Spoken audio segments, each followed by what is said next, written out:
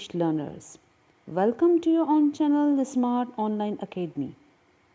Today, we are going to discuss one of the most common grammar mistakes that English learners make. That is to do with the subject-verb agreement. What's that? It's as simple as it sounds. The subject and the verb in English sentences must agree. They must match. We go to the beach on Saturdays. If the subject is plural, you need to use a plural verb form. He goes to the beach on Saturdays. He goes. The subject is singular. So you need to use a singular verb form. And this is true most of the time. Now you might be thinking that you understand subject-verb agreement. It's simple, it's easy, right? But it's the first thing that many English learners forget.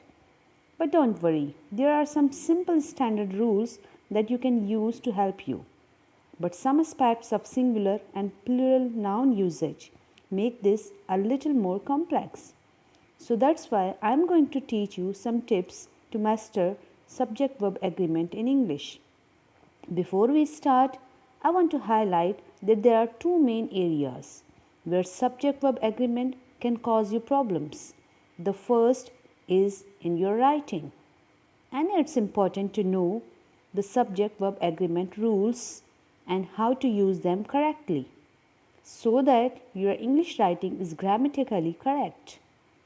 The other is your speaking skills. Now perhaps you feel confident that you know how to match verbs to their subject. But the challenge is making that clear when you are speaking.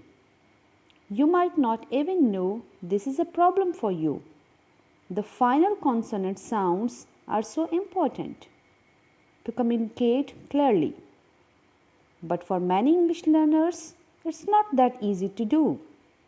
Pronouncing the difference between do and does. Now, if this sounds like you, then I want you to try and practice with me. And practice out loud this lesson. Make sure you are hitting those final consonant sounds. Okay? Let's begin. In the present tense, nouns and verbs agree in opposite ways. When your subject is plural, you usually add s to show that it's plural, right? Car becomes cars. Baby becomes babies. But when your subject is plural, you do not add an s to your verb. The cars look expensive. Our noun cars is plural. Cars. Now our verb agrees with our subject. The cars look expensive. Now compare these two. The car looks expensive. When our noun is singular, our verb needs to include an s. In these examples, the noun and the verb agree in opposite ways. But I can already hear you saying, what about if your subject is I or you? They are singular subjects, but they don't use the singular verb forms. But they are an exception to the rule. Subject-verb agreement rules are different. When your subject is in the third person singular, so that's when your subject is a he, a she, or an it, the subjects I and you are different. Even though they are also singular nouns, they take the plural form of the verb. And you just need to remember that. I like to go swimming. She likes to go swimming. Both of these subjects are singular, but the verb forms are different. If there is an auxiliary verb, a helping verb in your sentence, like do or does, in the present simple, or am, is, are, was, were in the continued tenses, or have or has in the perfect tenses, you need to think about your subject-verb agreement because the auxiliary verb becomes the agreeing verb. the verb that agrees with the subject. The dogs don't want it. The dog doesn't want it. We are going to the beach. He's going to the beach. Anna and Tony have been driving for the hours. Anna has been driving for hours. Now modal verbs like may, could, will, must, should, they are also auxiliary verbs. They help the main verb in the sentence. But the subject-verb agreement rules are different with modal auxiliary verbs. The verb following a modal verb is never in the S form. It's always in the infinitive form. My friend, my friends might come. My friend might come. Not my friend might comes. You should come. He should come. Not he should comes. Now English sentences are not always this simple. They become more complex. And it might be difficult to know whether your noun is singular or plural. But just remember that the same structure and rules apply. But you need to pay close attention to where your subject is and if it's singular or plural, because your verb must always match the subject regardless of the words that come in between the verb and the subject. It must always match. Do you know what an indefinite pronoun is? They are words like anybody, someone, usually indefinite pronouns. Take singular verbs. Everybody wants to be loved. Nobody likes to be left out. Now the subject of English sentences can be a little more complicated with compound subjects, group nouns and relative clauses. Look at this sentence. My mom is happy for me. My mom and dad are proud of me. Two singular subjects joined by and means that your subject becomes plural. And now your verb needs to show this. It's the same as saying that they are proud of me. So we can say that two or more singular subjects joined with and become a plural subject and they need a plural verb. Now look at this sentence. Peter or Paul is coming. Now in this sentence, the two singular subjects are treated as a singular subject because or give us an option. We are not saying both. It's one singular noun or the other, not both of them together. We would say Peter and Paul are coming. Peter or Paul is coming. Playing football is fun.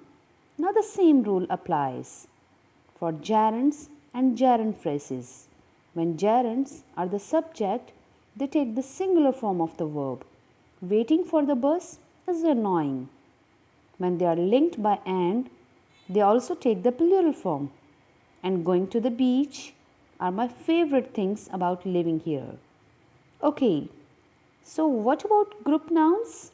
Single nouns that are actually groups of people or things. Club, company, family, team, class. They can be either singular or plural, depending on the meaning of an individual sentence. This is because they can describe the individuals in the group. And since there is more than one, it must be plural. But it's also possible to use these nouns as a single group when you are referring to the group as a whole. Then they are singular. So they can be a little tricky. For example, the team is organizing the event. So this is referring to just a single unit. It's a singular noun. So we need to use the singular verb. The team are meeting today. So the members of the club are meeting together. Using the plural form of the verb, the teams are meeting today. So when used plurally, This means that there are many of the individual group nouns. There are more than one team, or family, or a club. And don't forget that some nouns look like plural nouns, but they take a singular form. For example, news. It seems plural because of the S, but we need to treat it as a singular noun. You need a singular verb. The news is interesting. Of course, any uncountable noun is treated this way too. So don't say the furnitures are comfortable. Say the furniture is comfortable. Okay, let's keep going. We are getting a little more complex now. Sometimes the subject is tricky to find in English sentence. It's not always before the noun.